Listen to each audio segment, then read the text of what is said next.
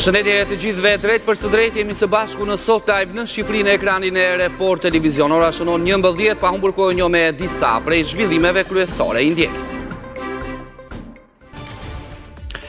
KAS rrëzon kërkesën e Partisë Demokratike për pavlefshmëri dhe rivotim në qarkun Kukës, duke vlerësuar se mungojnë provat për manipulime. Rezultati 11 majit mbetet i pandryshuar, PD me 2 mandate dhe PS me 1 mandat.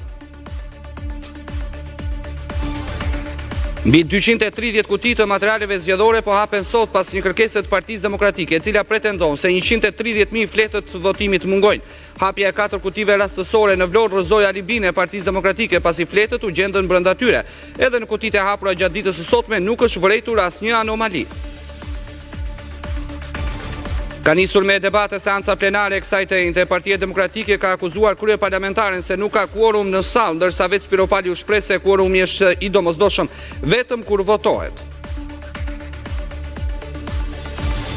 2 ditë pasi Berisha akuzoi ashpër qeverinë në një takim të partive popullore evropiane, kryeparlamentarja Spiropali tha se asgjë nuk e ndal vendin në rrugën drejt Bashkimit Evropian. Sipas saj, PD shpërndan trakte antishqiptare duke i shitur si rezoluta.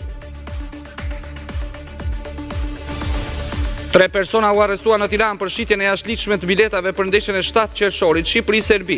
Identifikimi i tyre u bë përmes rrjeteve sociale, reklamonin shitjet e tyre nga 300 deri në 1.000 euro. Pas sulmit antisemit në Colorado, presidenti amerikan Trump dalon hyrjet nga SBA për qytetarët e 12 shteteve, mes tyre janë Libia, Irani dhe Jemeni, ndërsa ka kufizime për 7 shtete të tjera, mes të cilave edhe Kuba dhe Venezuela. Nisi në ethet e ndeshjes me Serbin, kombëtare shqiptare e futbollit e drejtuar nga Silvinjo vjon stërvitjet përgatitore, ndërkohë për Ligën e Kombeve sot luhet Spanjë-Francë, ndeshje nga e cila del dhe ekipi tjetër finalist përveç Portugalisë.